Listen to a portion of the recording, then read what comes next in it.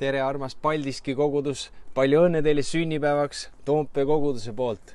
Ma tahan teid täna julgustada ka olemaks oma pastori visiooni taga ja toetamaks teda. Ma usun, et see on üks põhivõti, et jõuda selle linnani ja teostada seda, mis issand on teie kogudusele andnud.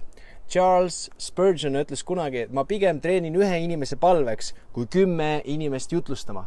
Nii palju tähtsamaks pidas ta palvetamist jutlustamisest. Ja ma julgustan teid, olge pastori visiooni taga, palvetage ja see linn saab võidetud Kristusele.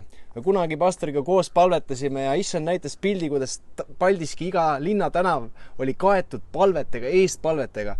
Ja ma usun, et see on üks võimsam evangelismi võti palvetada hingede eest. Ja ma loen julgustuseks sulle Johannes evangeeliumi 16. peatükist.